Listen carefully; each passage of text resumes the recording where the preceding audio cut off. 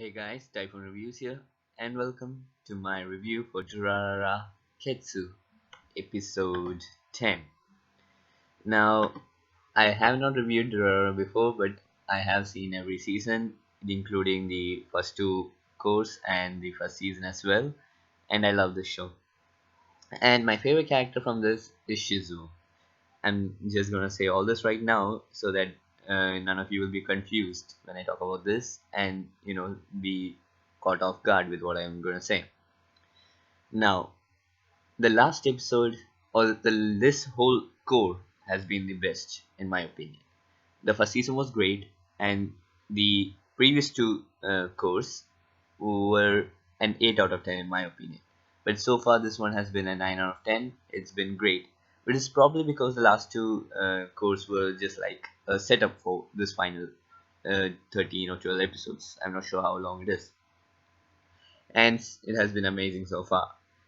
Uh, the thing about this episode is, once again, Durara has lots of things happening at once.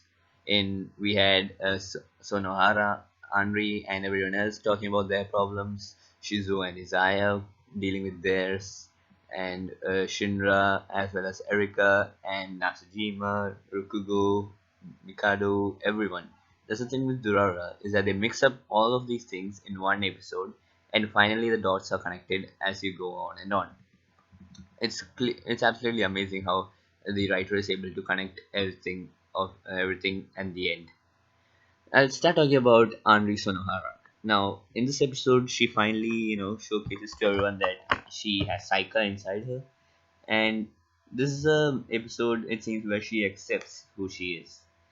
None of the people were scared of what she was, and just like Kadota said, Selti herself is a Dullahan, but no one else was scared of her because they know how she really is. They know her personality, they know how nice she is, how caring she is, and that's how none of them were afraid of her. And this is the thing with Henri, Mikado, and Ryugamine was Mikado Ryugamine is the same person. Sorry, the thing with Masomi and Mikado as well as Henri is that all of these people they hid things from each other.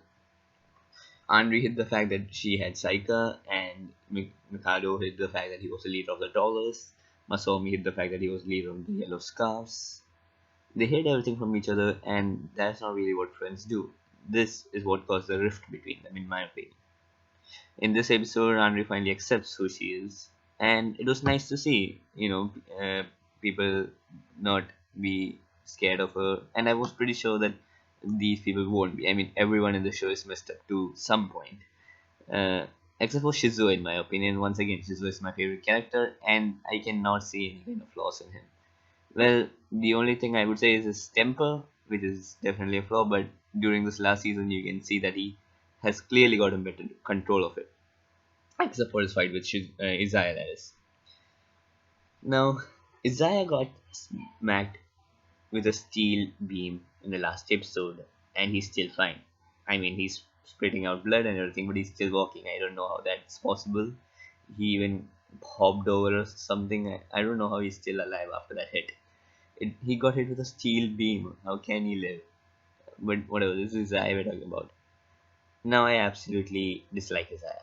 He's a great character, a complex one, the type of character that you have to dwell and think a lot about to understand their motives, their reasons as to why they're doing what they're doing, and their personality. He's a very complex character, but not a character that I like. Uh, on the other hand, Shizuo is pretty complex too. He's the strongest person in the series, but he has hated his own power throughout the whole series. He has never liked what his power has, helped him with. He has never liked the burden that his power came with. And it was nice to see Shizuo versus Zai. This fight was long coming. For the last two seasons, we had no interactions between these people, and finally to see them fight against each other is awesome. But they keep skipping out to other part of the show, which I'm okay with. But still, my favorite characters of these shows are definitely Shizuo, Iselti, Izaya, and these people interest me a lot more than the other trio does. I wonder who's going to, finally end up winning this whole battle. I have read the light novels, but I forgot how it ended and what happened, uh, and I'm not pretty sure. Uh, I won't spoil anything. I do remember some bits, but I'm still not sure how it ended. This is probably because the volumes weren't translated fully as well, so it's messing with my mind a bit, and I'm not sure. Now let's move on to Shinra. Shinra actually overcame Saika's control, and this was kind of expected in my opinion. Shinra was never going to fall under his control because his love for Celti is like way too high. It's like too, you can't measure his love for Celti. That's how it is. He'll do anything for her.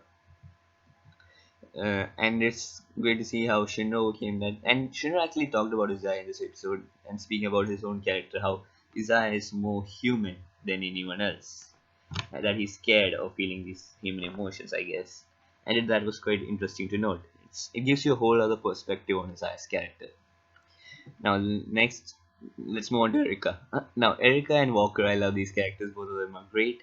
And the fact that Walker wanted Saika's powers, but then he decided that if he had to give up 2D world for 3D, then no way, he's not gonna have those powers. It's awesome. These guys, they bring a new, what do you call, a new flavor into the show. It's kind of something different from the ordinary crazy, if that even makes any sense. And Erica, she acts like the cycle controlled zombies or whatever, and she kind of, fit in pretty well. Now I hate Nasujima. I'm gonna talk about this guy and I hate him.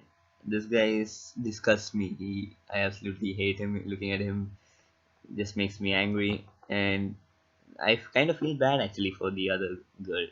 The one who has the psycho powers. I forgot her name. But yeah, and let's move on to Roku. Now Chikage is one of my favorite characters of this show. He's I can maybe a playboy to be honest. Yes, he is, and he's pretty much a flirt. But the thing is, his personality is great. He is what do you call his sense of justice, I guess, and his wanting to help everyone. That kind of personality makes me like him really a lot. And he fights with Mikado's gang members, Aoba and everyone else, and it was nice to see. Now, Chikage also seems to possess some amazing durability. This guy took 4 punches from Shizuo, and he only fainted after that. That in itself shows how strong his durability is, at least. He fell from a building, nothing happened. He got hit with a baseball bat, the baseball bat broke. I mean, what? How strong is this guy? But Shizuo is still the strongest in the series. But the fact that Chikage was able to take 4 hits, that showcases his durability. Now, in the last part of this episode, Mikado and Masomi meet. I'm absolutely worried for Masomi right now because Mikado is not in his right mental state, and to be honest, I'm not sure if he ever was. I don't know who the real Mikado Ryugamine is. Is he this the crazy one or the one that we knew? Well, I don't know, and I'm pretty sure we're going to find out. But what worries me the most is that we all know that Mikado has a gun, and he says he wants to show something to Masomi. I hope he's not talking about this gun. I hope he doesn't shoot Masomi or anything. That would be awful. Now the animation, it was pretty okay. Like I said, the first season had a lot better animation to be honest.